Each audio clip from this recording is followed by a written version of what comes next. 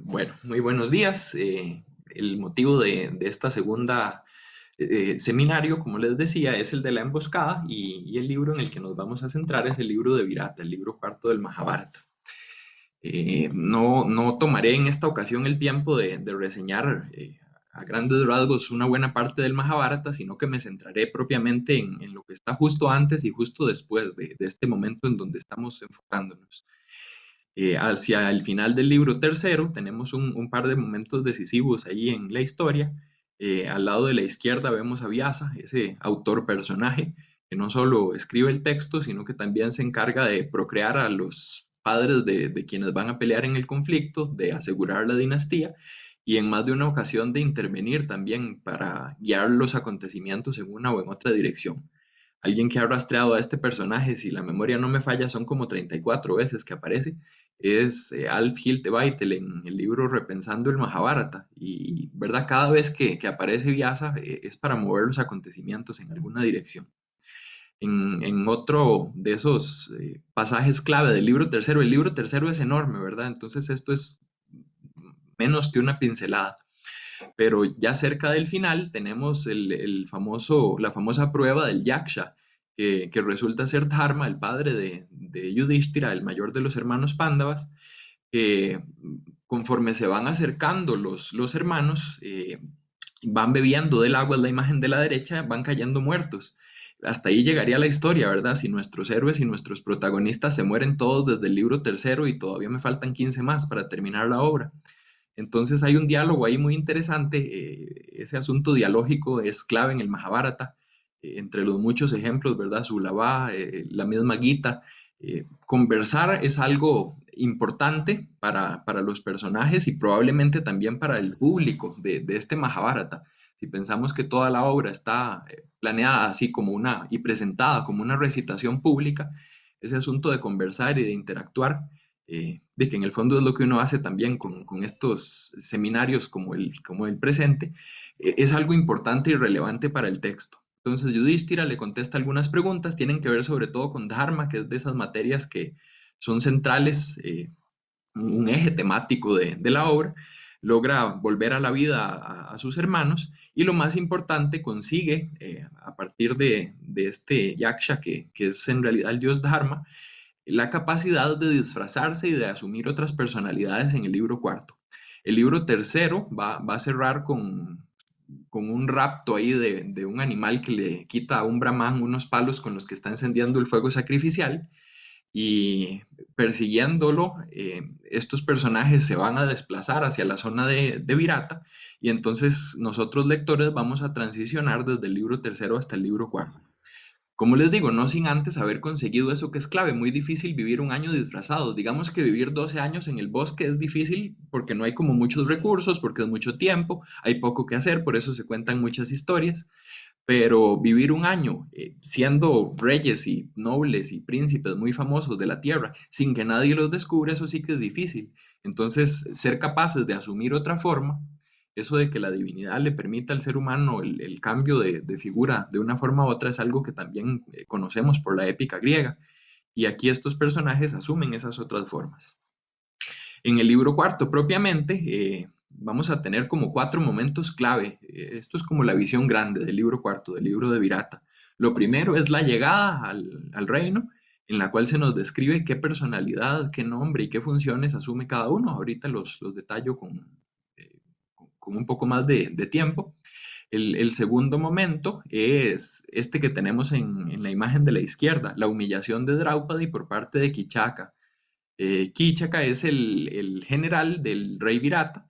eh, Intenta ultrajarla incluso con ayuda de la esposa del rey, que es su hermana, y toda la escena es muy interesante por varios motivos. Lo lleva a uno como lector de vuelta al libro segundo, al Savaparvan, en el cual Draupadi había sido humillada por Dushasana, eh, pero también es parte de este juego de inversiones que tiene el libro cuarto. En el libro cuarto, todos se convierten como en lo contrario de lo que normalmente son o asumen unas posiciones que de alguna forma representan esa inversión, ese poner las cosas de cabeza. No sé la verdad si se habrá hecho alguna interpretación del libro así, pero si conocen algo de Bakhtin y su teoría sobre el carnaval y las inversiones, yo siempre he pensado que mucho de eso aprecia uno aquí en este libro de Virata. Y la forma en la que se termina derrotando a este Kichaka es que Bhima se disfraza de Draupadi y se hace pasar por ella, y cuando llega él al encuentro, que no es tal, termina matándolo violentamente. Y precisamente esa muerte es la que va a hacer que los Kauravas se enteren de que los Pándavas están ahí, y va a conducir la narración hacia las dos emboscadas que vamos a estar comentando en las próximas 3 semanas.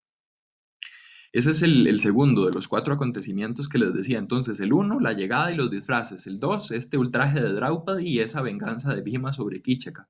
El número tres son precisamente esta expedición en busca de ganado. El texto lo presenta como un go grahana, como un atrapar vacas o cabezas de ganado. Y el número cuatro es una boda. El libro de Virata cierra con el matrimonio entre Abhimanyu, que es hijo de Arjuna, y Uttara, que es hija de Virata. Ese matrimonio va a sellar todavía una alianza más de las muchas que han ido consolidando los Pándavas en el Mahabharata. Y lo más importante, de ahí van a ser Parikshit, que va a ser a su vez el padre de Janamaya, que va a ser quien va a escuchar de Vaishampayana el Mahabharata. Entonces, también este libro es decisivo con respecto a esa visión macro de la obra. Después de esos acontecimientos y de esa boda vienen los esfuerzos en procura de la paz, que son 4 embajadas. La número 3 y la principal es la que lleva a cabo Krishna en el campamento de los Kauravas, que es la imagen de la derecha y que es lo que había comentado en las sesiones de enero, por si estuvieron por ahí. Como ven, nada más estoy más o menos conectando el libro cuarto con su entorno, con su contexto dentro de la obra, que sería ese final del libro tercero y ese inicio del libro quinto.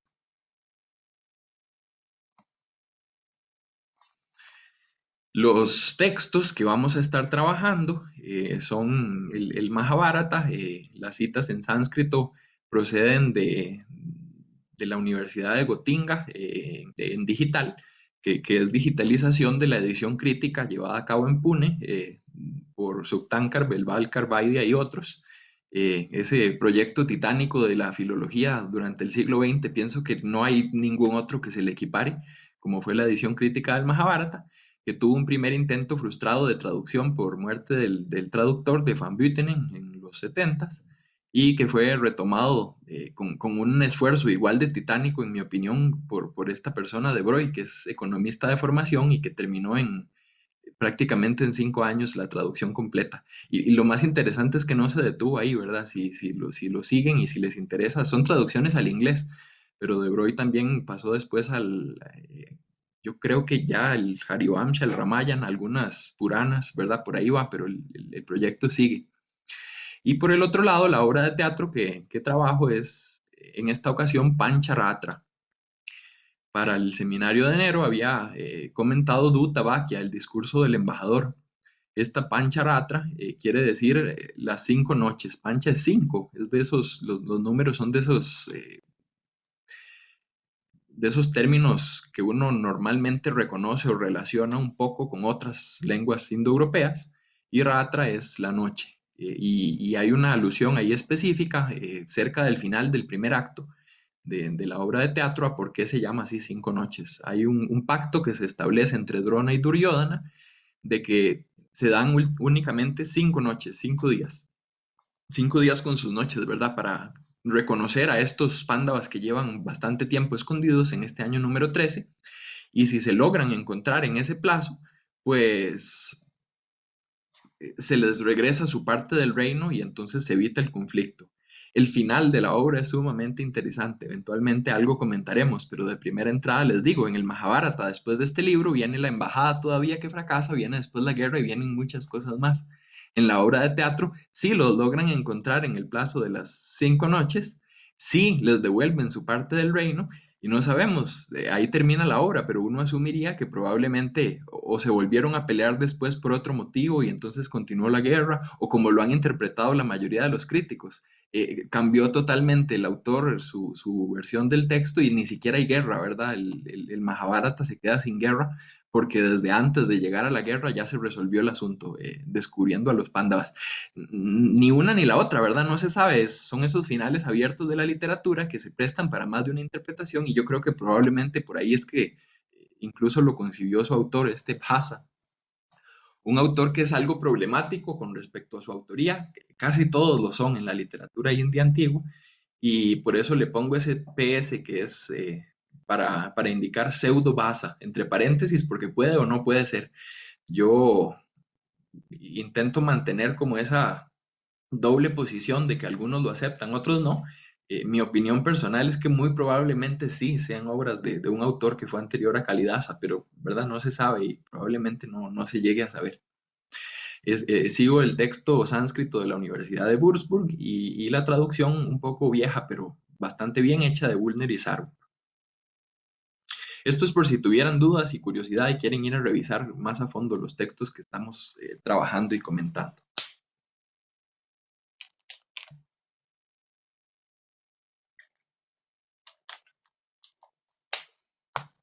Muy bien, la emboscada.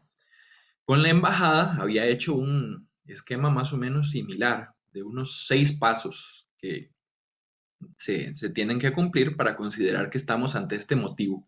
Un motivo es un tema literario que se repite de un contexto a otro, de un momento, de un lugar a otro. Estos motivos literarios son los que me han permitido a mí determinar estos 3 grandes temas que son los que estoy comparando, y eso ha sido posible, como les decía, porque yo los encuentro y los identifico en el teatro de la India, en la épica de la India, pero también en el teatro de Grecia y en la épica de Grecia, incluso en la épica de Roma, si consideramos la Eneida también. Son temas que se repiten. ¿Por qué se repiten? Esa es como la pregunta del $1.000.000 y esa probablemente tampoco llegue a tener una respuesta definitiva. Puede ser suerte, puede ser esa famosa herencia indoeuropea, que digamos es bastante más fácil de probar, diría yo, en términos de lingüística que en términos de literatura. Puede ser influencia, contacto cultural de la India hacia Grecia o de Grecia hacia la India o de India, Grecia y Roma, porque ya que están los 3, ¿verdad? Eh, Habría que pensar en algún escenario ahí que históricamente y que literariamente permita responder a la pregunta, pero es como les digo, una pregunta difícil y nos iremos seguro de las 3 semanas sin tenerle una respuesta por lo menos satisfactoria para todo el mundo. No lo han logrado los especialistas en más o menos 170 años que lleva la pregunta abierta. Pienso que es difícil que nosotros lo vayamos a lograr. Muy bien, la emboscada. Primero, hay un ataque, perdón, dice nocturna, sería nocturno. La barra inclinada indica que ese punto o esa fase del motivo puede tener una variación y normalmente la tiene como en ciertos contextos y en ciertas obras. Y ese ataque nocturno puede verse también como un ataque que empieza en el día y que se extiende hasta horas de la noche. El asunto en cuestiones de técnica militar antigua y de textos épicos que describen esas batallas es que normalmente uno pelea de día, porque de día hay luz del sol y en la noche es más difícil ver y no hay electricidad, lo que hay es fuego y fogatas y cosas de ese tipo, que aún así no dejan ver muy bien quién es el amigo y quién es el enemigo y perfectamente puede uno terminar hiriendo a quien no quería. Es difícil pelear en la noche en el mundo antiguo. Por eso precisamente llaman muchísimo la atención los momentos en los que sí hay peleas de noche. Y ese es un primer punto en común que van a tener estas emboscadas. O iniciar en la noche o extenderse hasta horas de la noche. Ese ataque va dirigido en algunos contextos hacia un campamento, en otros hacia una ciudad, pero ambos son territorio enemigo. Entonces es un marchar hacia donde está el enemigo, ya sea que esté acampando, ya sea que esté bien acomodado en su ciudad, y dirigir el ataque en la noche hacia ese lugar. Entonces este primer bloquecito A nos indica el momento y el lugar de este motivo de la embajada, la noche y el territorio enemigo. Siguiendo hacia el B, el tercero de los puntos, es 2 soldados o 2 ejércitos, estos son los protagonistas de la emboscada. Aquí yo también encuentro tanto en común entre las dos culturas que estoy revisando, porque en el mundo griego el pasaje más famoso de emboscada se llama la Dolonía, que es el libro número 10 de la Ilíada de Homero. Y en ese contexto, después de que intenta Dolón ir precisamente a escabullirse en el campamento griego, a los griegos se les ocurre lo mismo y entonces envían a dos emisarios que vayan a espiar qué es lo que está pasando, que lo hagan en la noche y son como los más indicados para hacerlo, que son Diomedes y Odiseo. En la cultura griega no me quiero ir mucho por ahí, salvo cuando sea necesario, pero hay numerosísimos ejemplos de este momento de la emboscada, pero el más famoso es este, y normalmente incluso repiten esos dos personajes. Hay por lo menos tres instancias en las que los que están haciendo la emboscada son dos, y son Odiseo y Diomedes. En el lado de la India, a mí lo que me llama mucho la atención cuando comparo y contrasto es que vamos a tener dos emboscadas, ahorita les digo cuáles son, que van dirigidas hacia dos enemigos, uno es el padre Virata, otro es el hijo Útara, y van a haber dos personas dirigiendo también las emboscadas. El primero es Susharman y el segundo es Duryodhana, y cada uno de ellos va a viajar con su ejército. Entonces esa duplicidad también, esa doble función, incluso está como exacerbada o enfatizada en el caso de la India. Yo lo simplifico de esta manera, dos soldados o dos ejércitos, pero en el caso de la India van a ser muchísimos más esos números dos que vamos a estar encontrando. Aquí sería el ejército de los Trigartas y el ejército de los Cáuravas, para ponerles nombre. Llegan inesperadamente al lado contrario. Eso de inesperadamente, ese es como el elemento clave.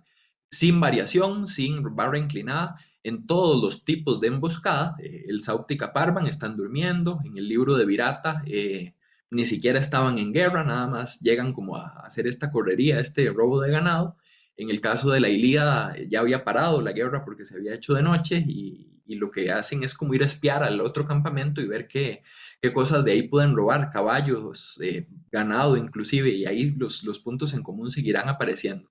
Pero todos son inesperados, normalmente en la guerra de día, en la guerra que sigue como la normativa oficial o esperada, eh, uno está consciente de lo que está haciendo, uno está a la expectativa y digamos que a menos que sea algún movimiento particular, en principio no me toman por sorpresa atacándome. Uno espera que lo ataquen de alguna forma.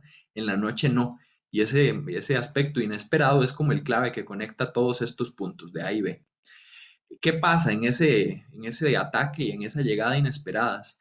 Hay una masacre de enemigos, donde Grecia así nos presenta muertes, la India opta por humillaciones, ambos, ambas culturas y ambos textos épicos nos ofrecen ese robo de ganado, de hecho el robo de ganado es lo que se enfatiza en el caso de la India, y de esos puntos que a mí siempre me llaman la atención, si el teatro de la India no admite representación de muertes en escena y tiene que optar por otras cosas, ocurre exactamente lo mismo con el teatro griego. Uno no representa muertes en escena. Entonces, cuando se lleva al teatro, en una obra que se llama Rezo, que se le atribuyó a Eurípides erróneamente por mucho tiempo, por dicha, porque así se preservó, si no se hubiera perdido, en ese rezo igual las muertes en escena no se representan, sino que se cuentan. Entonces, otro aspecto ahí más interesante de los que unen todos estos motivos de emboscada. Hay una masacre o hay una captura de ganado, digamos que una es como simbólica de la otra. Por lo menos esa es una interpretación que creo yo que se le podría dar.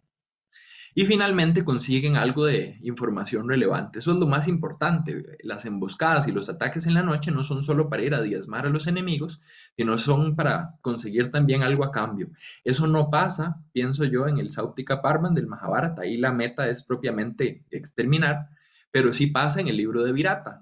La información que se obtiene a partir de esta emboscada es precisamente la identidad de los pándavas que estaban escondidos. Y eso es lo que me permite a mí también contrastarlo de una forma un poco más clara con el contexto de Grecia, donde lo que van a hacer los que hacen las emboscadas en ambos casos es tratar de descubrir qué es lo que está planeando el otro. Entonces, toda esa información que se obtiene es interesante. Ese es como el esqueleto, como la guía, así en abstracto y sin ponerle nombres ni personajes, sin siquiera limitarlo a una sola cultura o a un solo género, que nos va a permitir guiar el análisis en los días que vienen.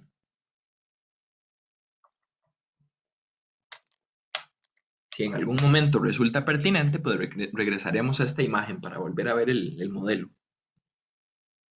Si tienen cualquier pregunta, me pueden interrumpir en el momento que sea. Si no, también al final ahí podemos comentar algunas cosas que surjan.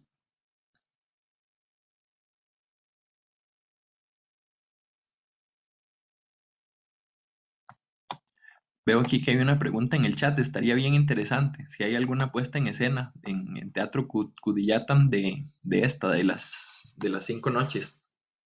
Si la encuentran y nos la comparten, pienso yo que sería muy valioso. Tal vez incluso podríamos revisar alguna parte en alguna de las sesiones. Pero sí, estas obras de Basa por lo general son como favoritas para llevar al teatro de Kudiyatam. De hecho, hay toda una teoría que precisamente rechaza un poco esa autoría antigua y más bien las ve como obras que se terminaron de redactar en época muy reciente para ser puestas en escena en ese tipo de teatro del sur de la India, en Kerala. Puedo preguntar, si gustas, cuáles son los episodios que se ponen en escena y si ese tiene alguna puesta en escena. No me acuerdo yo haberla visto, entonces no Ujú. sé, pero voy a preguntar. Sí, no, muchísimas gracias. Yo es que no es el área mía, pero soy consciente de cuánto enriquece a la discusión y a la investigación que estoy haciendo, revisar también de teatro vivo, de alguna forma. En Grecia hay cero de eso, ¿verdad? Lamentablemente el teatro griego no es que murió, pero se convirtió en otra cosa, porque buena parte del teatro europeo hereda sus formas de ahí, pero ya el teatro griego no. En cambio, en la India, por lo menos en algunas tradiciones, tenemos todavía algo muy cercano a lo que ha de haber sido verlo en su momento, cuando se compuso en la antigüedad, y eso es fabuloso. Cuando digo embajada, yo creo que está un poco más claro el asunto. Incluso hay palabras en griego, en latín y en sánscrito. La embajada en griego es la presbeia, y así se le conoce al canto noveno de la Ilíada. Y la embajada en la Eneida es una legatio, una, como un envío de legados. En el caso de la India, el término recurrente es duta, incluso está en duta vacuum, el embajador más que la embajada, aunque existe también el abstracto dutia, que significa embajada.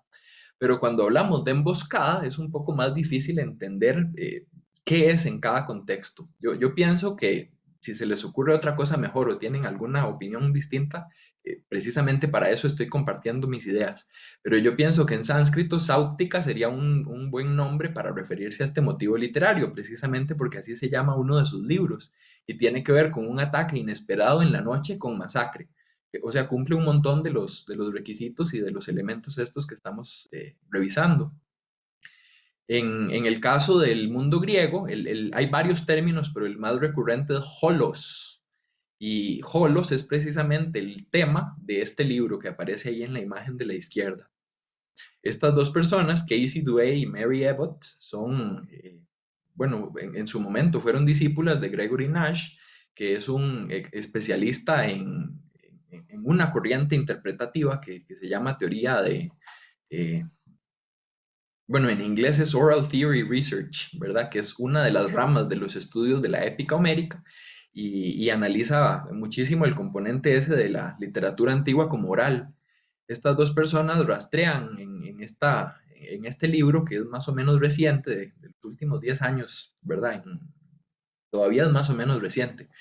Rastrean este motivo de la emboscada, ofrecen algunas definiciones que aplican para el contexto griego y yo me di a la tarea de intentar contrastar a ver si algo de eso, sé que no todo, pero si algo de eso también resultaba útil para el contexto de la India. Cuando uno busca emboscada en el diccionario de la lengua española, lo que aparece es lo que está en el texto a la derecha, la primera viñeta. Dice el diccionario de la lengua española que una emboscada es una ocultación de una o varias personas en parte retirada para atacar por sorpresa a otra u otras. Y ese motivo tan específico de qué es una emboscada, sí que no tiene todos estos elementos que hemos comparado y sí que no me permite hacer el movimiento, la transición de una cultura a otra o de un género a otro porque no todos están escondidos, o por lo menos no se mantienen escondidos, tampoco todos se mantienen lejos, más bien incluso algunos marchan hacia el lugar para atacarlo. Es lo que hace Dolón, es lo que hace Diomedes y Odiseo, es lo que hace también Susharman y lo que hace Duryodhana en la India. Quedarse escondidos más bien es algo poco común. Eh, Pienso yo en algún ejemplo de emboscada y creo que me aplica más para lo griego que para lo indio. No sé si recuerdan cuando Telémaco, si han leído la Odisea y más o menos conocen el texto, cuando Telémaco decide como crecer y hacerse cargo de lo que le corresponde en Ítaca, va por un navío y va a ir a buscar a su padre y los pretendientes lo esperan. Eso es una emboscada, como para que cuando regresen el barco lo puedan matar ahí. Eventualmente y con intervención divina se logra salvar, pero eso de quedarse escondido no lo tienen todas las emboscadas.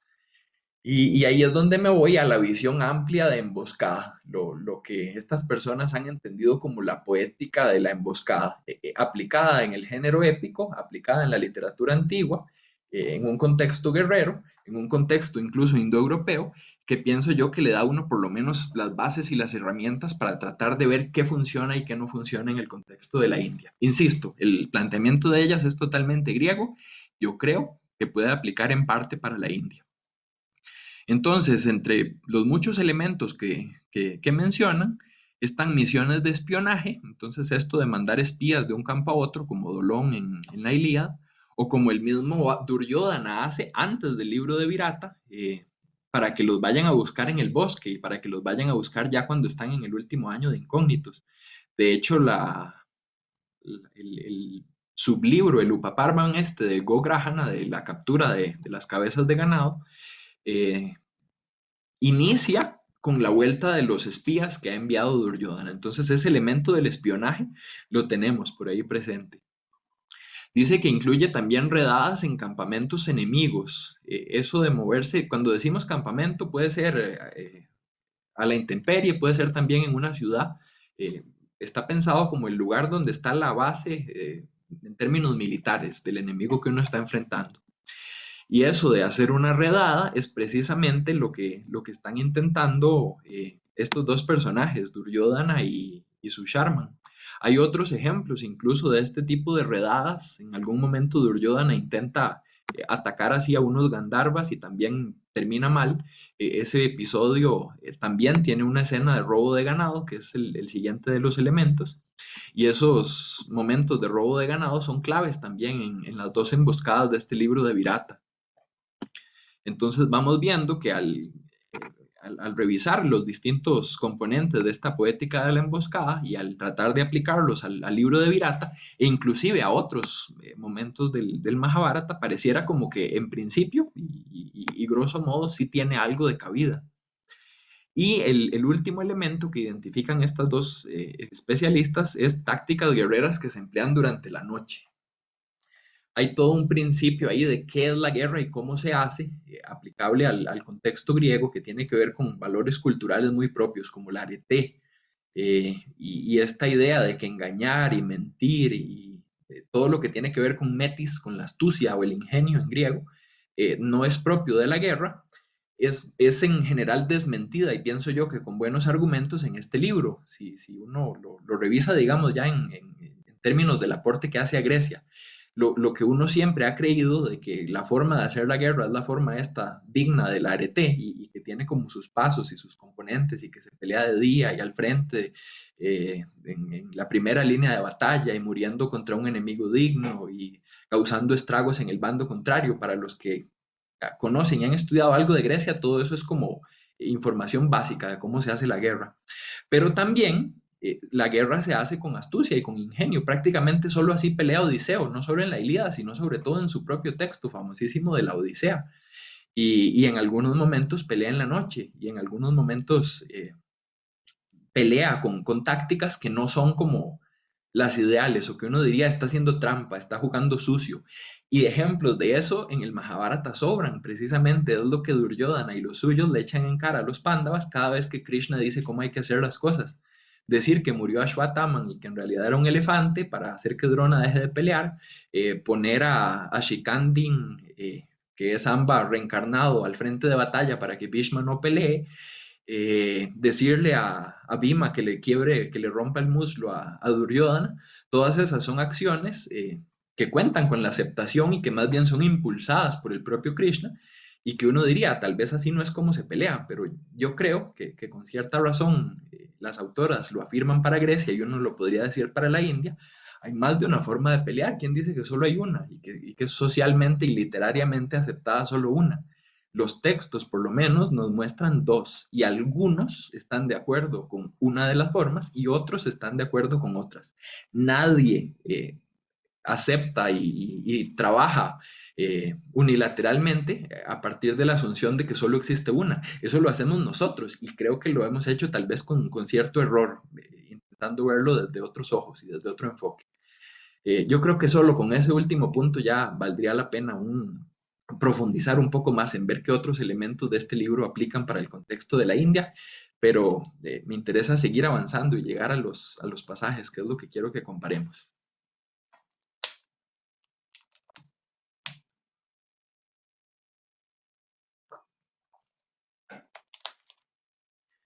Si en el seminario 1 hablamos de la embajada de Krishna, en este seminario 2 vamos a hablar de las emboscadas de Susharman y Duryodhana. Entonces vamos a tener dos emboscadas. Las dos están en el libro de Virata. Una la lleva a cabo un rey, que es Susharman, que es el rey de los Trigartas. Otra la lleva a cabo un príncipe, que es Duryodhana, el príncipe de los Kauravas. Eh, Antes de que se den propiamente las emboscadas, un poco como para estar al tanto de qué es lo que está pasando y cuál es la información útil que se va a revelar al final de esas emboscadas, este tema de los disfraces. El libro de Virata es un libro de inversiones, un libro de disfraces, un libro de mucho, en mi opinión, mucho flashback y flash forward dentro del texto épico, así como estas escenas de Kichaka, perdón, humillando a Draupadi y lo llevan a uno de vuelta al libro segundo. La escena, por ejemplo, siempre dentro de este libro 4 de Virata, la escena de Arjuna intentando darle fuerza, darle ánimo, convencer con sus palabras a Uttara de que pelee, le recuerdan a uno la Gita, que más bien va a venir después. Entonces es un libro que es como una presentación en pequeñito del Mahabharata. Algunas personas lo han leído por ahí, yo pienso que hay mucho de razón en eso, es un libro sumamente interesante. Yudhishthira asume la personalidad de Kanka, y Kanka es un jugador, alguien experto en jugar a los dados. Más ironía que esa, no, pienso yo que no se le puede poner al texto.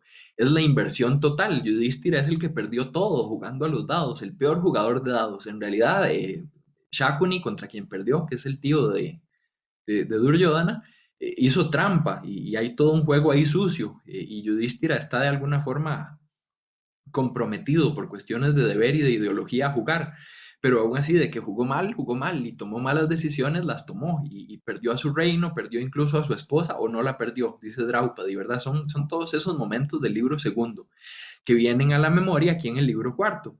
Y no solo eso, también dentro del libro tercero, Yudhishthira escucha la historia de Nala y Damayanti.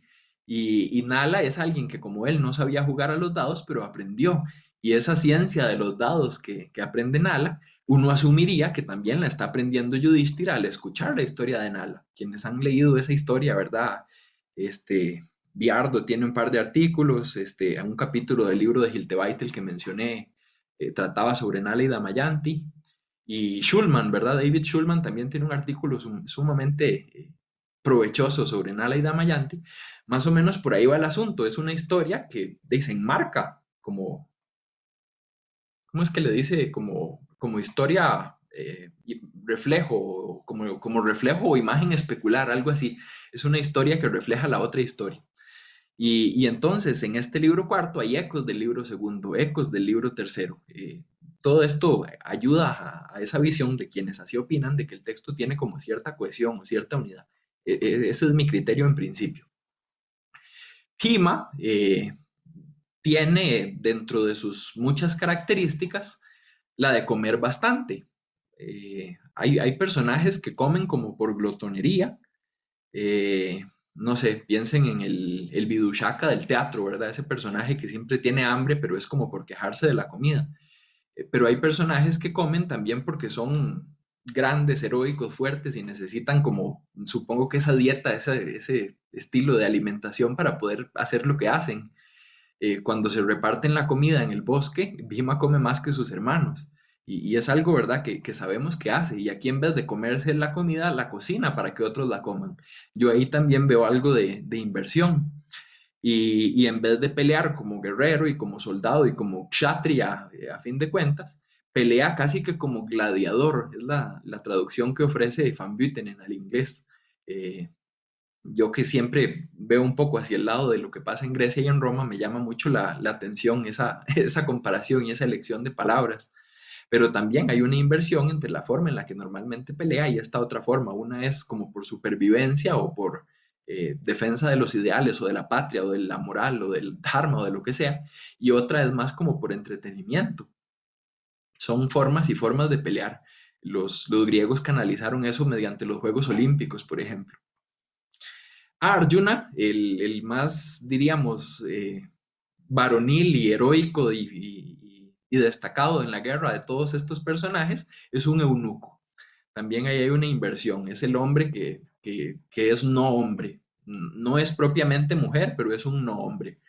Si recuerdan, el sánscrito tiene como ese tercer género gramatical que es neutro y que incluso en la etimología ese es el significado. Y este Brihanada resulta que tiene rasgos más heroicos que el propio Úttara, que el príncipe que sí está en sus cualidades y se nos presenta como personaje literario, como hombre. Y vienen ahí todos esos juegos de género que espero que podamos discutir un poco más adelante en el seminario. Nácula y Sahadeva, estos gemelos, uno es Grantica, otro es Tantipala, encargado uno de los caballos y otro de las vacas. Eh, estas y otras cosas llevaron a Diomesila a aquella lectura, si la recuerdan o la conocen, del Mahabharata y de estos cinco hermanos en función de de los tres estamentos esos, de la ideología tripartita indoeuropea que él desarrolló. Eh, una forma más de ver las cosas, ¿verdad? Con sus puntos a favor y en contra. Para efectos de la inversión o del análisis que estoy aquí revisando, son muchísimo más relevantes Bhima y Arjuna. Incluso Yudhishthira no tiene tanta participación, un poco al final, pero los clave aquí son Bhima y Arjuna. Y Draupadi finalmente asume el papel de Sairantri. Ese es un nombre parlante, ¿verdad? Sairantri significa la criada. Entonces es una criada que se llama criada, es la que atiende a Sudeshna, ¿verdad? La reina, la esposa de Virata. Algo habrá aprendido también Draupadi de la historia de Nala y Damayanti. Si recuerdan, Damayanti también aprende cómo hacerse pasar por sirvienta, por criada, y entonces Draupadi lo puede hacer aquí también. Yo sigo viendo ahí ecos todavía del libro 3 y inclusive del libro 2. Después de ese momento de los disfraces vienen los preparativos. La embajada también había tenido sus preparativos. La escena inicia, el Gograhan Upaparvan inicia con Duryodhana. Él es el centro de atención. No es de extrañar entonces que él sea el protagonista en la obra de teatro. Estamos en Hastinapura, estamos en su ciudad. Y estamos con cierta preocupación porque ya sabe que pasó el tiempo en el bosque, ya sabe que estamos en el periodo de disfraces y si no los logra encontrar a tiempo, ellos van a haber cumplido su promesa y en teoría tendrían derecho a regresar a pedir su parte del reino. Entonces es un Duryodhana preocupado el que tenemos en la épica. Tenemos una relación ahí interesante entre discípulo y maestro. Recuerden que Drona es el maestro de todos en cuestiones de la guerra. Y esa relación de maestro-discípulo, así como la relación de padre-hijo, es de las relaciones que llaman la atención a Bhasa, al autor de estas obras de teatro, que son 6 inspiradas en el Mahabharata. Son de esas relaciones que uno encuentra en más de una de sus obras y son de esas relaciones que, pienso yo, merece la pena investigar más a fondo, a ver qué significado pueden tener. En la épica, nosotros tenemos un Duryodhana que está como casi quedándose por vencido, y tenemos un maestro que a pesar de que no está de acuerdo con su discípulo, cumple bien con su función de consejero y lo insta a hacer lo que tiene que hacer, que es seguirlos buscando. Este Drona de la épica es un Drona que está en función de que los Kauravas mantengan su reino y que está en función inclusive de que llegue a haber una guerra. Eso se cambiará totalmente en la obra de teatro. En la obra de teatro, Drona más bien va a ser al que se le ocurra esa ingeniosa idea de las 5 noches para lograr una solución pacífica y evitar el conflicto. Duryodhana va a cambiar, Drona va a cambiar. Por eso es que este repaso como resumen de cómo es que pasa en la épica es útil para poder ver después cómo es que pasa en la obra de teatro. Los espías que había enviado Duryodhana regresan, no tienen noticias de los Pándavas, pero sí llegan con noticias de que en el reino de Virata acaba de morir Kichaka, que era su general, que murieron también sus allegados, que eran 105 en número, nos dice el texto de la épica.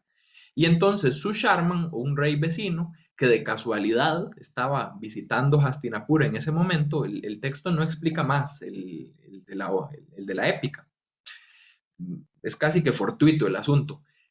Tenía un conflicto anterior con este Kichaka y entonces decide sacar provecho de que ya no está y decide, es este Susharman, alguien que ni siquiera estaba directamente involucrado en el conflicto de Pándavas y Kauravas, es él quien decide llevar a cabo una expedición. Esa expedición va a ser la emboscada. Entonces, si no hubiera estado Susharman, no habría habido emboscada. Si nos quedáramos solo con el personaje de Susharman, nos habríamos quedado con una sola emboscada.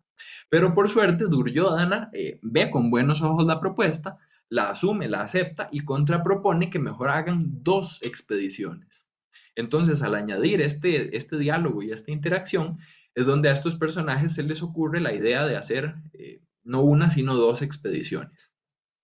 Todo eso tiene contrapartes muy interesantes en Grecia, porque al autor de la obra de teatro basada en la Dolonía, se le ocurre que más bien dos misiones de espionaje, 2 emboscadas son mucho, entonces las conviene en uno solo. Si mi lectura y mi interpretación de esto fuera correcto, más bien el autor de la obra de teatro decide que una no es suficiente, sino que son 2. Perdón, de la obra de épica, y en la obra de teatro nuevamente se reduce a 1. Todo eso tendría como mucha cohesión interna si uno se fía o se guía por la perspectiva literaria relativa al género dramático. Muchos acontecimientos tienden a enredar. Si recuerdan esa famosa comedia de enredos, eh, no es lo que se está buscando aquí, hacer reír al público, sino generar como cierta reacción, cierto manejo de las emociones, los razas en la India.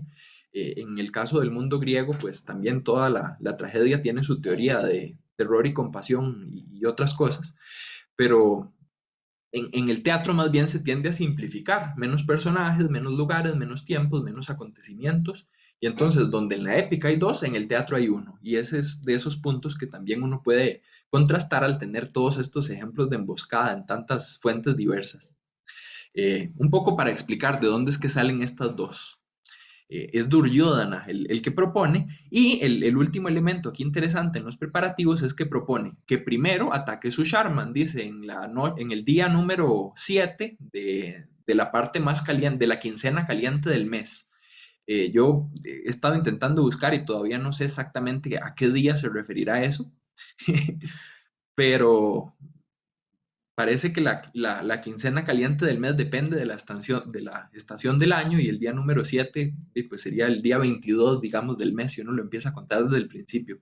Pero el asunto no es tanto la fecha concreta, sino las 2 fechas y la relación de una con la otra. En el día 7 ataca Susharman y en el día 8 ataca Duryodhana. Y el asunto es que este combate, en vez de ser 2 separados, uno el 7 y uno el 8, se extiende hacia la noche y pelean en la noche. Y eso es de los puntos claves para entenderlo como una emboscada o como 2 emboscadas. En el mundo de Grecia, más bien en la noche es que llega el contingente nuevo, que es el de Rezo, un aliado troyano al que le agarró tarde para venir a ayudar a Héctor. Y por esa llegada en la noche es que puede haber un conflicto en la noche. Esta es tal vez como la más importante de las que vamos a ver hoy, como un esquema de las 2 emboscadas, para que vean cómo se parecen y a ver si están de acuerdo conmigo en que sí hay una intención como de que las leamos y las interpretemos como imágenes, una de la otra.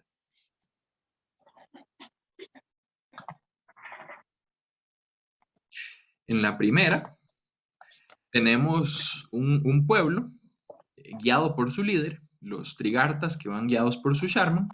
En la segunda tenemos a los Kauravas, que van guiados por su líder, que es Duryodhana. Uno es un rey, el otro es un príncipe, pero ambos están asumiendo esa función de dirigentes, de líderes. Deciden llevar un ataque al bando contrario. El primer ataque, que es el de Susharman, se lleva a cabo como a campo abierto. Ya están en el reino de Matsia, en el reino del rey Virata, pero como en el campo. Al enterarse Virata de que hay una emboscada en el campo, entonces decide armarse y decide él mismo ir a pelear. Y aquí vamos a ver una serie de diferencias entre padre e hijo, que como les digo, es de esos temas que interesan al autor. Pienso yo que quien sea que hizo estas obras, al que llamamos Vasa, cuando leyó el Mahabharata, dijo, qué interesante, ¿verdad? Cómo este autor desarrolla esas relaciones entre padres e hijos, cómo se podría eso explotar para crear nueva literatura. Y entonces, este rey Virata se va al campo, decide tomar las armas, no duda ni un momento, y cuando va a pelear, es totalmente humillado y derrotado por su Sharman. Lo atrapa como atrapa un guerrero a una novia que se está llevando como por el procedimiento este de matrimonio por abducción, de rapto. Y hay toda una serie de imágenes eh, alusivas o que traen a la memoria raptos de mujeres para el matrimonio y ese mismo léxico de levantar a alguien en su carro, de tomarlo a la fuerza, de abrazarlo. Incluso en este pasaje, el texto nos dice que Virata estaba llorando como una novia joven. Entonces, creo que yo que es de todas las que hay, esta es como la más explícita, en la que lo que se está comparando es a estos guerreros humillados con novias que han sido capturadas para el rapto.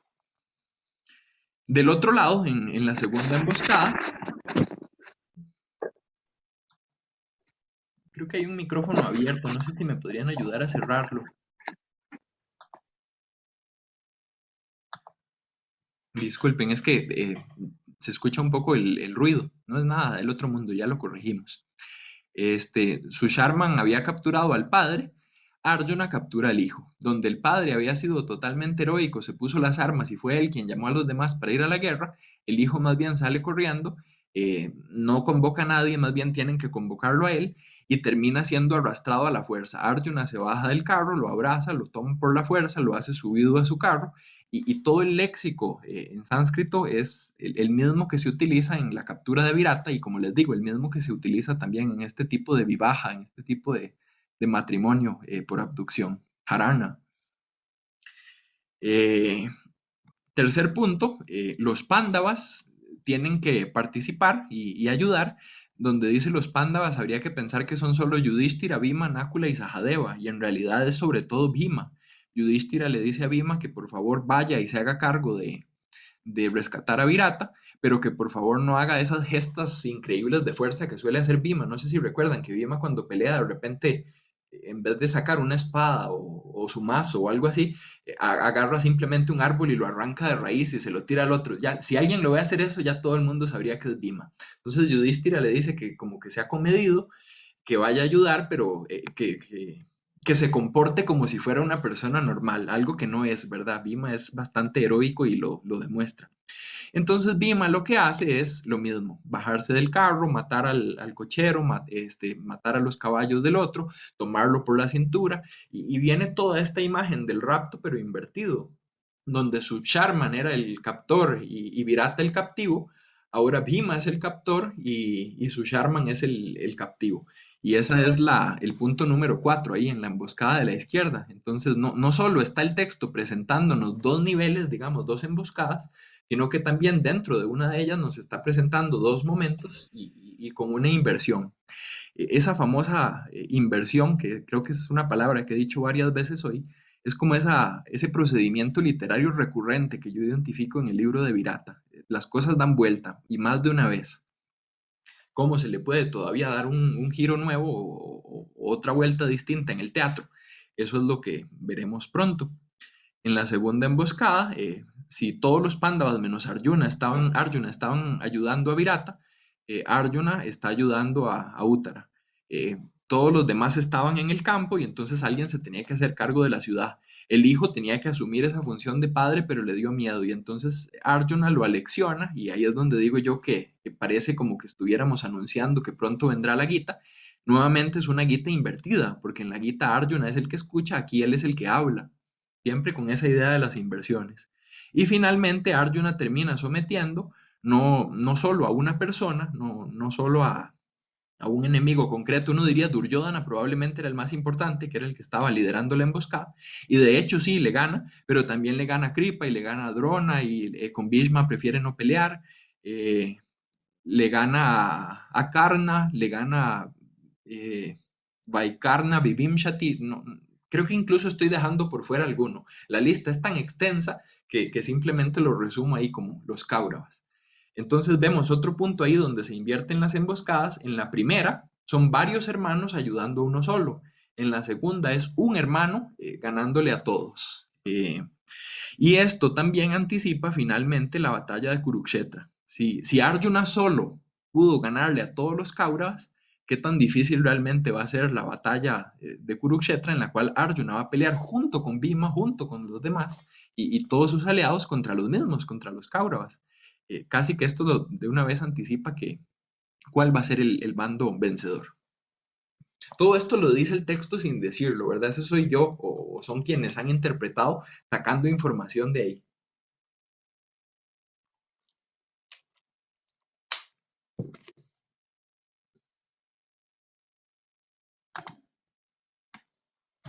Vamos a ver, traía para hoy 3. Nos quedan 30 minutos, vamos a ver si nos da tiempo de ver los 3 pasajes. Pasaje número 1 tiene que ver con los tiempos. ¿Qué cosas cambian los autores de teatro cuando adaptan textos épicos? Por donde voy en la investigación, identifico que son 4 componentes principales. Normalmente el tiempo, el momento en el que pasan las cosas, es algo que se cambia. El lugar donde pasan las cosas es algo que también se cambia. Todos esos juegos entre el campo y la ciudad y demás, o el campamento y la ciudad. Los personajes a veces se quitan o se ponen personajes. En esta obra, más que quitar o poner, vamos a ver que las funciones de los personajes a veces se combinan en uno solo, o lo que me parece todavía más interesante y más ingenioso, se dividen. Lo que un solo personaje hacía en la épica lo hacen 3 personajes aquí en la obra de teatro, por ejemplo. Y el último de esos elementos que cambia alguien que está adaptando una obra de teatro a partir de la épica son los acontecimientos propiamente, lo que pasa, las acciones, los hechos. Uno diría, tal vez ese es como el más fácilmente identificable. Esto está igual, esto se quitó. Pero aparte de las cosas propiamente, están también las personas, el tiempo y el lugar, como para tener esos 4 elementos ahí en mente a la hora de analizar. Dice el Mahabharata. Tatra, entonces, Prabhu, Nrupashreshta, mejor de los reyes, Yajño Prabhutanaha su Samskrtaha Pravartatam, que el sacrificio, cuya comida es suficiente, es ese Prabhuta Anaha, que está bien preparado, es ese su Samskrtaha, como en el idioma Samskrtam, ¿verdad? Es eso, como hecho o dispuesto, y además dice su, bien. Comience. Estamos entonces ante un contexto de yajna, de sacrificio, de ese tema que quienes han estudiado más bien la épica en función de sus fuentes dentro de la misma India y no necesariamente a partir de Grecia o de otros lugares, ven algo aquí de lo védico. El sacrificio es el núcleo, ¿verdad?, de la religión védica, y los distintos momentos de sacrificio en el Mahabharata, pues no dejan de resonar hacia ese pasado védico. Christopher Minkowski, ¿verdad? Es alguien que ha estudiado eso por lo menos en un par de ocasiones.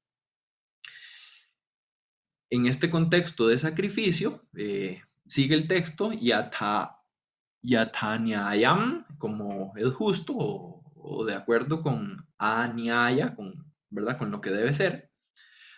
Sarvato hi anivaritaha, despejado en todas las direcciones, es decir, que no tenga ningún obstáculo.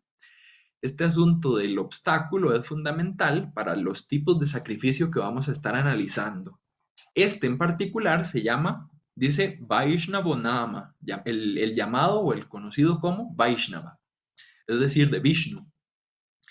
Y aquí se está equiparando o se está como brindando como una contrapropuesta al Raya Suya. Me imagino que ese lo deben haber escuchado en algún contexto. Es como la consagración real. Es cuando un rey derrota a todos los reyes y entonces para demostrar y probar su autoridad, eh, todos los demás tienen que hacerse presentes y, ¿verdad?, estar en ese momento de su sacrificio. El Mahabharata nos ofrece uno con Yudhishthira, precisamente, que es cuando recibe hospitalariamente a Krishna y le dan el regalo de honor, y eso genera todo un conflicto ahí con otro personaje. Algo de eso habíamos comentado en la sesión de enero sobre la embajada. Entonces aquí, un poquito más atrás del texto que yo selecciono para la cita, Duryodhana dice, yo quiero hacer un raya suya, y sus brahmanes le dicen, no, no puede, porque, digamos, su padre todavía está vivo, entonces usted no es el rey. Ese es como uno de esos pasajes clave en el Mahabharata que a uno le dejan ver que Duryodhana en realidad es solo un príncipe. Y además ya Yudhishthira lo hizo, entonces ya él es como el rey supremo, soberano. Entonces sabemos en qué momento estamos porque nos indican que fue después del raya suya de Yudhishthira. Y entonces le ofrecen esta contrapropuesta de que en vez de hacer un raya suya, haga un sacrificio Vaishnava. Eshate Vaishnavo Nama Yachnaha Sat Purusha Uchitaha. Entonces, ese sacrificio tuyo, que es apropiado para las personas buenas, Sat Purusha. Etena, con este, Na Ishtavan Kashchit, nadie lo ha deseado, lo ha querido, o lo ha intentado. Urte Vishnum Puratanam, entonces con excepción del antiguo, del vetusto Vishnu. Entonces es una forma de sacrificio que remite a un pasado mítico, que remite a un dios, que además es un dios importante en el texto. Uno normalmente no asumiría a Duryodhana como alguien eh, comportándose bien dentro del código de conducta Vaishnava. Rechaza a Krishna, lo humilla, no lo reconoce como Vishnu, lo intenta capturar en la embajada, si recuerdan. Pero aquí el tipo de sacrificio que se le propone es ese. Esto es lo que nos dice el texto del Mahabharata, más o menos a 3/4 partes ya en el último cuarto del libro del bosque, del Aranyaka-parvan. En la obra de teatro, nosotros iniciamos, en teoría, en el Virata Parvan, porque de ahí es de donde se están tomando los acontecimientos. Si recuerdan, en el resumen que hicimos, y si no me puedo devolver un momentito, decíamos que en los preparativos Duryodhana no encuentra a los Pándavas. Entonces sí, la escena en este momento de la épica inicia con Duryodhana, pero inicia con un Duryodhana que ya pasó por esa crisis, que ya quiso hacer el Rayasuya y no pudo, que ya le ofrecieron hacer el sacrificio Vaishnava y ya lo hizo, eh, que ya digamos que está en otra faceta, en otro momento de la historia, más bien enviando espías, intentando descubrir a los Pándavas, esperando respuestas. La obra de teatro lo que hace es cambiar el tiempo y llevar ese sacrificio que había pasado mucho antes a ese momento justo en el que está por desarrollarse los acontecimientos de las emboscadas. Traer algo más cerca en el tiempo es equivalente a enfatizar, y ese énfasis del sacrificio de mi lectura es para pintarnos la caracterización de un buen Duryodhana. Este Duryodhana, más que el malvado y el enemigo que uno ve en mucho de la épica, es un personaje justo y casi diríamos modélico en la obra de teatro. Dice la obra de teatro. eh, este es, al citar los textos, lo digo por si acaso, porque es importante estar claros. En el Mahabharata el primer número es el libro, el segundo número es el capítulo y el tercer número, 31 o 32, es el número de verso o de versos que estoy citando. En el caso de Bhasa, para la embajada yo había estado citando solo el número de verso y el texto en prosa que venía después de los versos, porque Dutavakyam es una obra de teatro de un solo acto, es un Vya Yoga. Pero esta obra de teatro de Pancharatram es un Vyakarana, es una obra de teatro de 3 actos.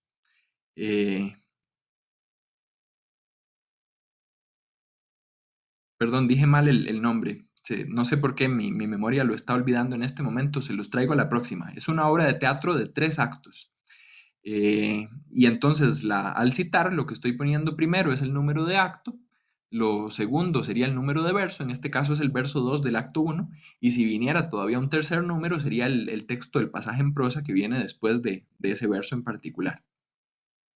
Dice este verso 2, Sarva irantah purair sartam, entonces junto con toda su comitiva, pritia, con gozo, con gusto, de buena manera, con ganas, prapteshu rayashu, entre los reyes que han sido sometidos, yachño, Vártate, se desarrolla este sacrificio.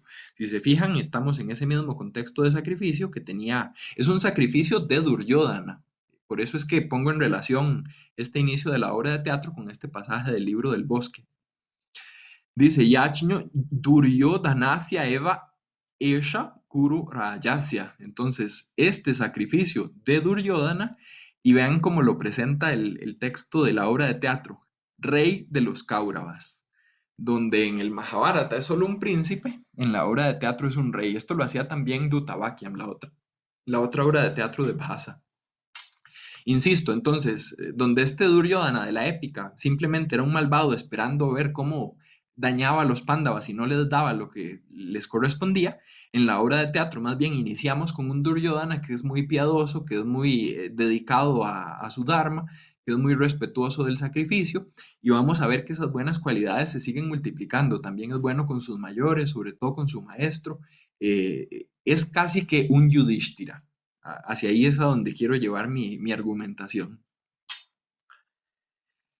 El protagonista y el antagonista, ya no a nivel de tiempos y espacios, sino a nivel de personajes.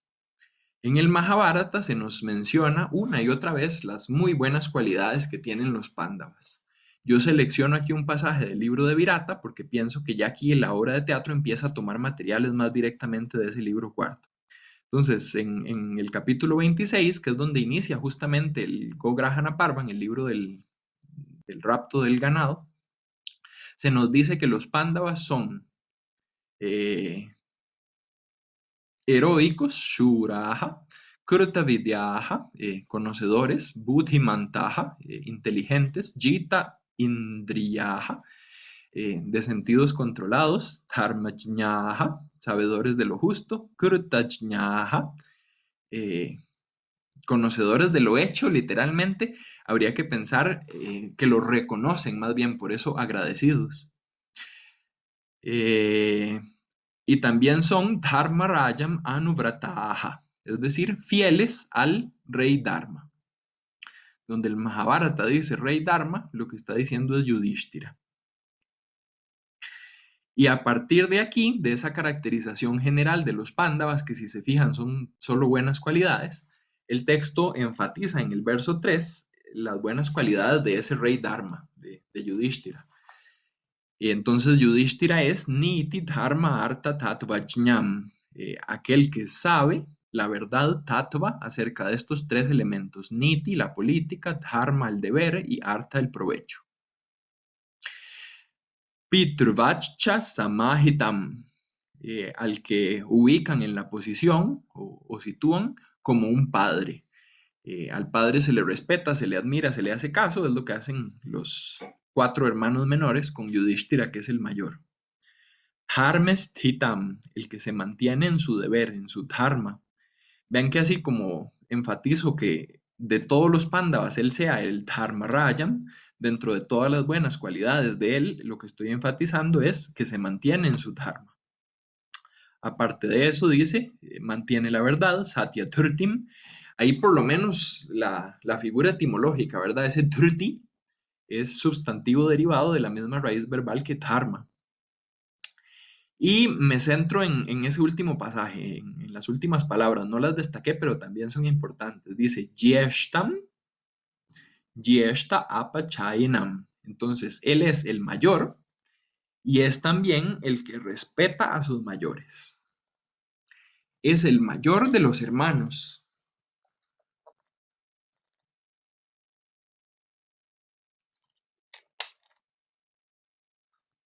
Y a quienes respeta es a Dhritarashtra, a quien considera como su padre, ya que Pandu no está; a Bhishma, que es esa figura, es el abuelo, pero es en realidad una figura paterna para toda la familia; a Drona, que como maestro también se le respeta en una condición similar.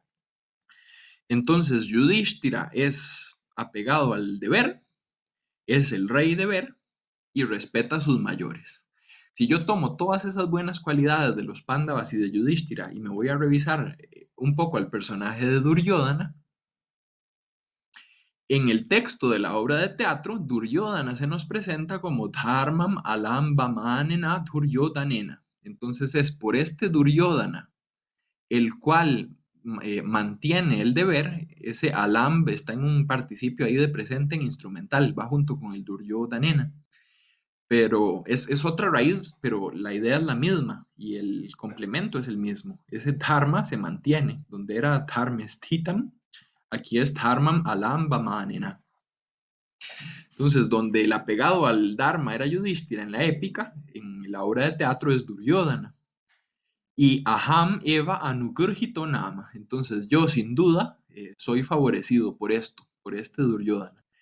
Aunque no lo crean, quien habla aquí es Drona. Drona, uno de los principales críticos de la falta de juicio de Duryodhana en la épica. Drona, que es también quien nos pinta esta imagen de los Pándavas y de Yudhishthira como apegados al Dharma, es quien está reconociendo en la obra de teatro que el apegado al Dharma es Duryodhana. Por si fuera poco, este asunto de que Yudhishthira respeta, es el mayor, pero respeta a sus mayores, en la obra de teatro, Duryodhana es el mayor, en algún momento incluso aparece casi que diríamos erróneamente, o por lo menos en un universo paralelo, Duryodhana no es el mayor, Yudhishthira, ¿verdad? Hay todo un problema ahí con respecto a quién nace primero, pero a ese llegaremos después. De momento, Duryodhana respeta a sus mayores, saluda a Bhishma, perdón, saluda a Drona, les ofrece reconocimiento, se comporta con ellos como se comportaría un Yudhishthira. Entonces, no solo en esta cita que proporciono, sino también en el accionar general del personaje en el primer acto, vemos a un Drona que está como calcado de ese Yudhishthira de la épica. Esa es la idea de esto que pongo, como convertir al protagonista en el antagonista. Se supone que Duryodhana es el que está llevando a cabo la emboscada en la obra, entonces es malvado, pero se está enfatizando sus buenas cualidades. Los malos tienen cosas buenas y los buenos cosas malas. Eso es una constante en el Mahabharata. Pero el hecho de que se enfatice una por sobre la otra es algo propio de este autor y de esta obra de teatro. Y el punto número 3, a ver si nos dan estos últimos 10 minutos para cubrirlo, no es tan simple como que yo agarro a Yudhishthira y lo convierto en Duryodhana y ya entonces ese es mi personaje. Crear personajes tal vez es de lo más difícil de hacer literatura y de los momentos más interesantes de hacer teatro. Este, que era un único antagonista en la épica, que era el que se oponía a la embajada, el que se oponía a la paz, eh, el que se oponía en general a cualquier medio que no fuera la guerra, las armas, los arcos y las flechas, eh, el que quería para sí todo el poder, todo el reino, la ceremonia y la consagración misma de Yudhishthira, el raya suya, el que era uno, un único enemigo y un único contrario en la épica, está distribuido en tres funciones, en tres niveles distintos en los que uno se puede oponer a las cosas en la obra de teatro. La forma en la que quiero argumentar esto es con tres pasajes, pintados todos en colores distintos. Vamos a ver un pasaje verde, que son cosas que dice Duryodhana en la épica, pero que va a decir también Duryodhana en la obra de teatro. Un pasaje amarillo, que son cosas que dice Duryodhana en la épica, pero que son cosas que va a decir Karna en la obra de teatro. Y finalmente un pasaje rojo, que son cosas que dice Duryodhana en la épica, pero que va a decir Shakuni en la obra de teatro. Si me siguen y si pueden tener ahí entonces en mente lo que viene, son tres momentos en los cuales Duryodhana solito está hablando en la épica, pero que en la obra de teatro asumen esas funciones o casi que dicen esas palabras tres personajes, el mismo Duryodhana, Karna y Shakuni, como los tres malos, digamos, del bando ese de los Kauravas. Son los tres que estaban, por ejemplo, en el discurso del embajador en Dutavakian, que comentamos en enero. Vamos al primero de los pasajes, dice Swadharman Anutishtanto Yadi Mahadava Samyuge. Entonces Madhava Este es el libro quinto, es decir, el libro de la embajada, y Madhava es Krishna, y quien está hablando aquí es Duryodhana. Entonces es Duryodhana respondiéndole en su respuesta al discurso de embajada a Krishna que no está de acuerdo con la paz. Y dice, sí, siguiendo el deber propio, esto de Swadharma, en batalla, Samyuge, Shastrena Nidham, eh, alcanzamos la muerte, Nidhanam, por la espada. Kale, en el momento oportuno, o llegado su tiempo, llegado su momento, Prapsyamaha Svargam Evatat, obtendremos o alcanzaremos el cielo. Es este reconocimiento inmediato de esos dos niveles que tiene el Mahabharata de Pravriti y Nivriti, lo mundano y lo trascendente. Incluso el cielo es pasajero. Si uno piensa en las reencarnaciones, lo único que está como más allá es más bien salirse de ese ciclo de reencarnar. Este cielo es esa recompensa, digamos, que se ve como última desde el punto de vista del Kshatriya Dharma, del deber de los guerreros. Y ese discurso es el discurso con el que responde Duryodhana para decirle a Krishna que no está de acuerdo con las cosas. Entonces, morir en batalla es alcanzar el cielo. Y esa idea de alcanzar el cielo la comenta el personaje de Duryodhana, reinterpretado, modificado, un poco atenuado, bastante más piadoso y bastante más sabio en la obra de teatro. Entonces, está hablando de alcanzar el cielo, pero vean lo que dice en la obra de teatro. Kurta Shraddho Hiatma, mi mente está o es en este momento de confianza alcanzada, o está confiada simplemente, podemos decir. Vahati Paritosham Guru Janaha. Mi mayor, ojo ahí, este Guru Jana es una palabra que se le dice a alguien como en señal de respeto para indicar que se está reconociendo como alguien mayor, se está reconociendo como alguien mayor y digno de respeto. Es lo que les decía hace un rato. Yudhishthira en la obra de teatro es el mayor, disculpen, Yudhishthira en la épica es el mayor y el que respeta a sus mayores. Aquí, eh, Duryodhana es el que está preocupado por cómo se trata a sus mayores y que se lleve o que se satisfaga sus necesidades. De quien está hablando es de Drona y de lo que está hablando es de concederle lo que espera, que es, Drona astutamente le pide que le conceda un favor antes de decirle qué es. Ya después le dice qué es y resulta que son esas 5 noches y entonces hacen el trato.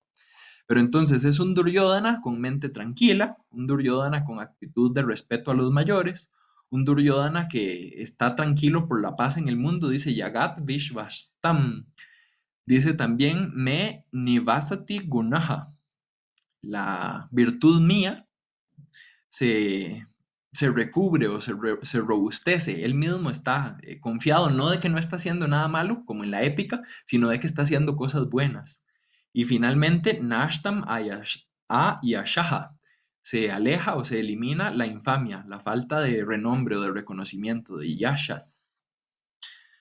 Murtaihi prapyahas vargo yadi kataya.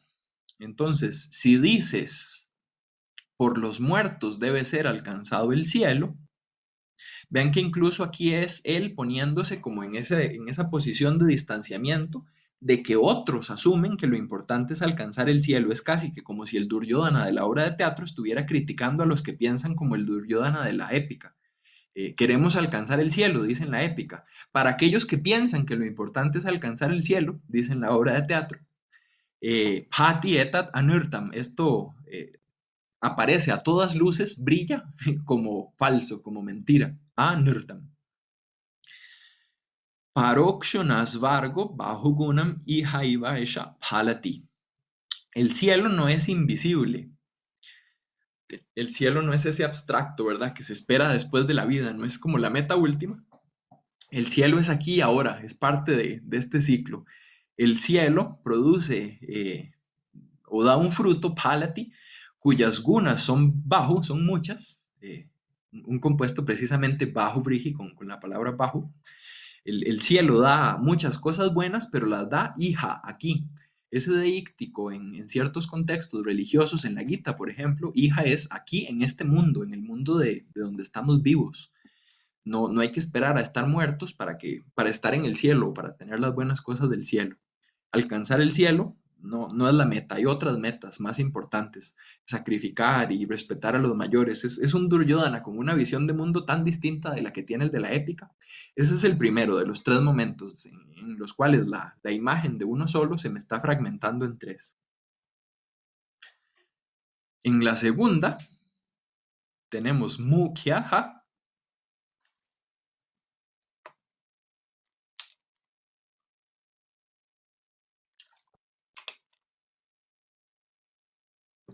Mukyaha Dharmaha, la ley suprema, Eshaha, es esta. Para nosotros, Naha, ahí con Sandy queda en no, Kshatriyanam. Entonces, la ley suprema de nosotros, los guerreros, Janardana, nuevamente esto es en la épica Duryodhana hablándole a Krishna. De hecho, si se fijan, creo que el anterior era 5.125.15.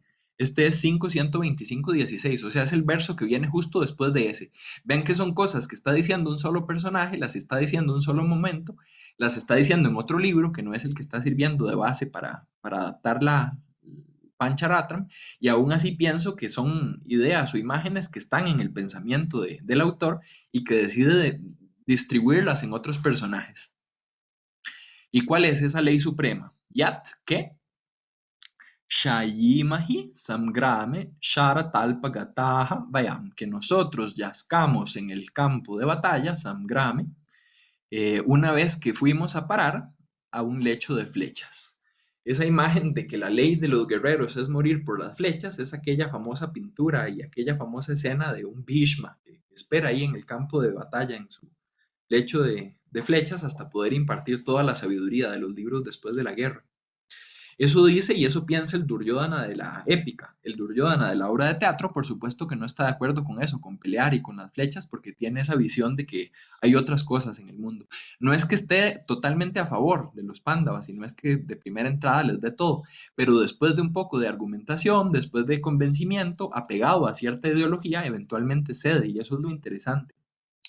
¿Quién entonces es en la obra de teatro el que se mantiene en esta idea del deber de los guerreros y del lecho de flechas? Karna, otro de los guerreros, de esos personajes que tiene el Mahabharata como villanos y que se pueden explotar también en un sentido negativo en una obra de teatro como esta.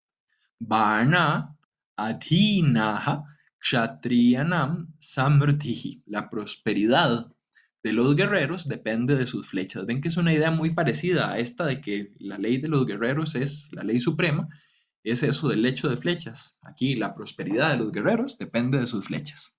No necesariamente es un calco o que ese sea el verso que inspiró este otro, pero la ideología es la misma, el personaje es distinto, y eso es lo interesante. Putra pekshi vanchyate sannidhata. El que acumula pensando en sus hijos se desvía del camino correcto, habría que pensar, actúa como no hay que actuar. Dejarle riquezas a los hijos no es tan valioso como dejarles los recursos para obtenerlas. Es como la imagen esa de en vez de regalar pescado, enseñar a alguien a pescar. Es lo que piensa este Karna. Lo que hay que regalarle a los hijos, dice, es un arco. Viprautsange, en el regazo de un brahman, vitam avarja sarvam, tras haber entregado toda su riqueza, rajñadeyam, por un rey debe ser dado, sut viaja a sus hijos, chapa matram, como medida o como única medida o como única cosa tiene que ser dado, chapa, un arco. Con eso es suficiente para que alguien se haga su riqueza y su prosperidad. Los chatrillas y el arco. El tercero y último de los momentos, creo que me voy a pasar como por un par de minutos, pero es para dejar la idea completa. Dice el texto del Mahabharata, ya no en el libro quinto, cuando está hablándole Duryodhana a Krishna, sino en el libro tercero, en el del bosque, pero siempre es Duryodhana el que está hablando. De hecho, es Duryodhana justo antes de que le recomendaran hacer el sacrificio Vaishnava, que comentamos en uno de los pasajes anteriores. Este pasaje viene un poquito antes de llegar a esa cita del sacrificio Vaishnava. Dice Duryodhana, Rajasuyam Pandavasya Drushtva Kratuvaram Tada. Entonces, tras ver la consagración real de los Pándavas, ese sacrificio propio de la realeza, Mama spurha samutpana. De mí un deseo surgió. Tam sampadya suta ya. Cúmplelo, hijo de un suta. El hijo de la auriga o el hijo del suta en el Mahabharata es Karna, ¿verdad? El hijo de la auriga es Karna, el rey Dharma es Yudhishthira. Es todo ese código con nombres especiales que tiene la épica para no estar diciendo siempre el mismo nombre a la misma persona. Entonces, en la épica lo que pasa es que Duryodhana quiere tener un raya suya, pero los brahmanes lo convencen de que no, que es mejor el sacrificio Vaishnava. En la obra de teatro, más bien es Shakuni, el tío, el que quiere que Duryodhana lleve a cabo un raya suya. Dice, Eva meva kratum sarvam, tras completar así todos los ritos, Samaniya, dejé ahí el gerundio por fuera, ese sería el de completar. Apta Dakshinam, cuyas dádivas fueron recibidas. A los brahmanes hay que pagarles por realizar el sacrificio. Ese tema de la dakshina es un tema védico que también es importante en algunos pasajes de la épica. A los maestros a veces hay que darles dakshina. Y de hecho dakshina es lo que pide Drona, como con la idea esta de que le den 5 noches de gracia. Eh, lo toma como su pago por la labor realizada. Y dice después Shakuni, Rajasuye, Nirpam Jitva, Yarasanda Iva Anaya. Y tras conquistar a los reyes, reúnelos como Yarasanda en una consagración real. Si se fijan, incluso el léxico es más o menos parecido. El Rajasuya, que fue lo que pidió Duryodhana en la épica, es lo que recomienda Rajasuye, Shakuni en el teatro. Y este asunto de los ritos, aquí yo lo traduzco como el sacrificio de la realeza, Kratu como sacrificio.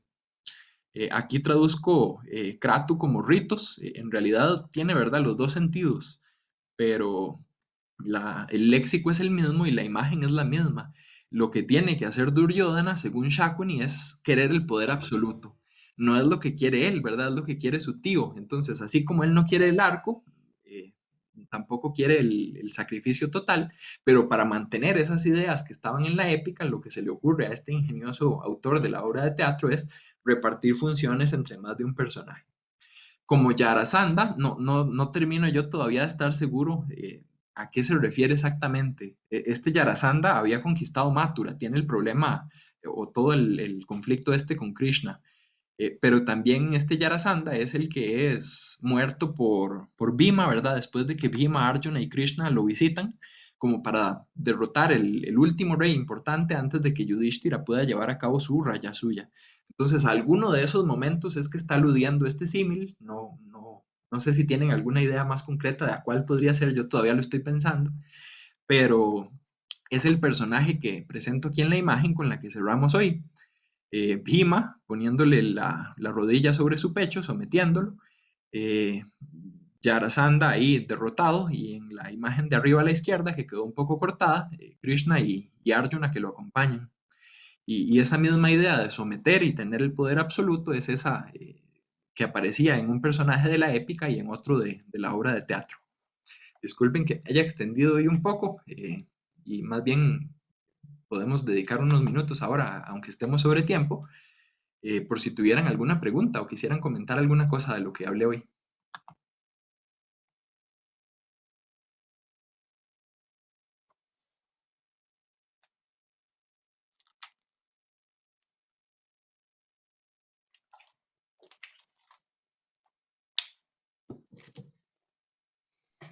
Hola, ¿qué tal? Bueno, pues a mí me pareció magnífica la conferencia del día de hoy y creo que estos hilos que reúne profesor desde los personajes, el tiempo y las locaciones, espacio-tiempo, personajes como cuestiones muy eh, pues importantes para el análisis siempre de los textos narrativos en general. Me parece muy, muy interesante cómo es que puede uno ampliar estas narraciones, ¿no? A partir de modificar y mover, echarle un poquito más acá, un poquito más allá a una historia, ¿no? Bueno, me gustó mucho y me deja mucho pensando en diferentes historias, hasta por ejemplo, en cosas muy básicas como las telenovelas, ¿no? Que luego cambian, ¿no? Los nombres, los lugares, a lo mejor ya no se trabaja el café en tal novela, sino ahora es el tequila, ¿no? Pensando como en un poco la cultura mexicana de las novelas, me trajo como mucho a colación este bueno, tipo de análisis. Muchas gracias, profe. No, con todo gusto. Pienso que en el fondo un poco por ahí va como la idea que rige la investigación como un todo. Nosotros con ojos modernos estamos acostumbrados a ese asunto de las adaptaciones y casi que como una constante, las personas que han estudiado eso en época más reciente, eh, lo que enfatizan y en lo que se fijan es en ese paso sobre todo del libro al cine ¿verdad? De productos de la televisión a otros productos de la televisión, más por esos medios audiovisuales que tenemos ahora. El teatro pues es bastante parecido dentro de lo que teníamos en el mundo antiguo, pero muchas veces al pasar como por la red esa a ver qué de lo nuevo se parece a lo viejo, como que lo nuevo sale desfavorecido muchas veces. Ah, no, esa película deja mucho que desear, es que el libro es tan bueno, leas el libro.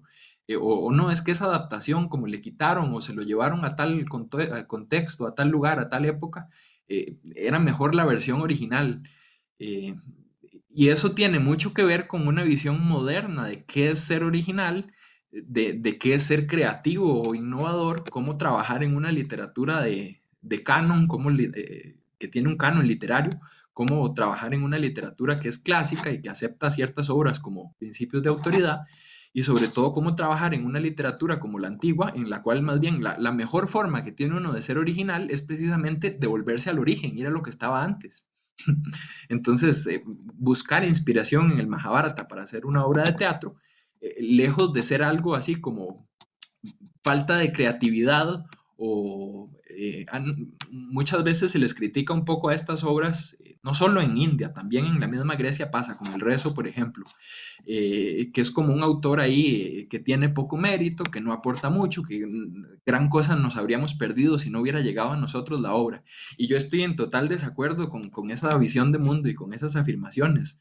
No solo es valioso, porque prácticamente cualquier descubrimiento, cualquier cosa que nos llegue, nos ilusiona a quienes nos apasionan esas cosas, sino también porque nos puede decir mucho de cómo pensaban y pensaban muy distinto de cómo pensamos nosotros y qué hacían con la literatura y también hacían cosas muy distintas de las que hacemos nosotros.